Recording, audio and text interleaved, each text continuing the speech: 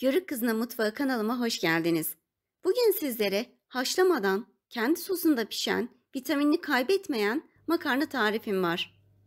Makarnamız için tenceremize 1 yemek kaşığı tereyağı aldım ve üzerine 1 yemek kaşığı kadar da zeytinyağı katıyorum. İsterseniz sıvı yağla da yapabilirsiniz sadece.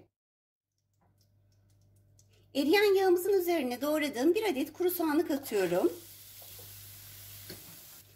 3 adet de yeşil biber doğradım ince ince, onları katıyorum. Şöyle karıştıralım ve rengi dönene kadar soteleyelim. Rengi dönen soğanlarımızın üzerine 3 adet kabuklarını soyup küçük küçük doğradığım domatesleri ilave ediyorum.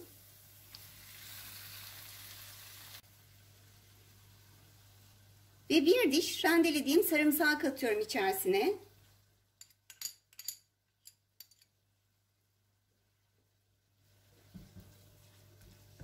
Şöyle bir karıştıralım.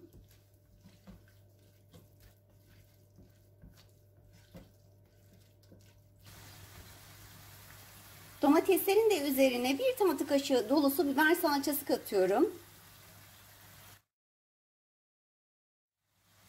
Baharat olarak ben bu makarnaya fesleğeni çok yakıştırıyorum. Katmak mecburiyetinde değilsiniz ama ben 1 çay kaşığı fesleğen katıyorum. 1 çay kaşığı da pul biber ilave edeceğim. Ve yeteri kadar da tuz katıyorum içerisine.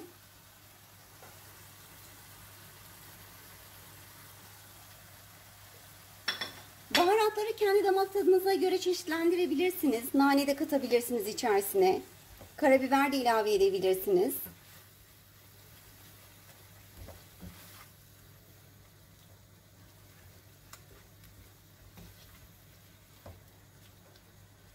Salça ile 1-2 dakika kavuralım. Ve kaynayan sosumuzun üzerine yarım paket makarna ilave ediyorum. Ben burgu makarna kullandım ama siz istediğiniz farklı bir makarna da kullanabilirsiniz tabii ki. Ama makarnanın kalitesi bu tarifte gerçekten çok önemli.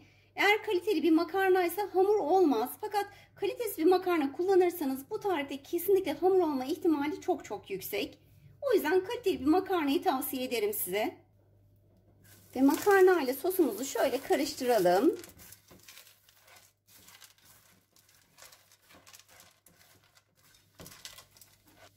Makarnaların üstüne geçecek kadar da sıcak su ilave ediyorum.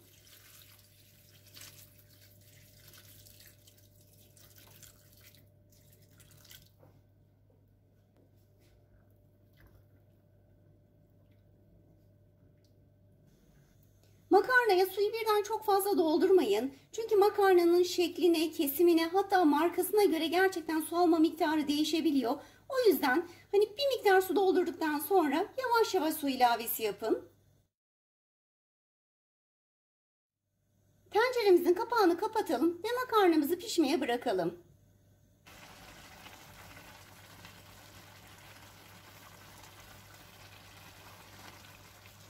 Makarnamızı arada karıştırmayı da unutmayalım.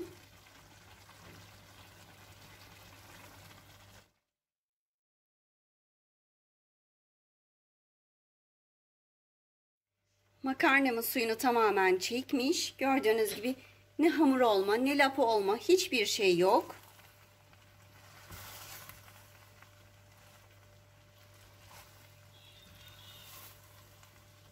Hiç suyu kalmamış ve tamamen de pişmiş. Altını kapatıyorum. Haşlama derdi olmayan, süzme derdi olmayan, kendi sosuyla pişen ve vitaminlerini içerisine hapseden bu lezzetli makarna tarifini yapmanızı tavsiye ederim. Daha sonraki videolarımda görüşmek üzere.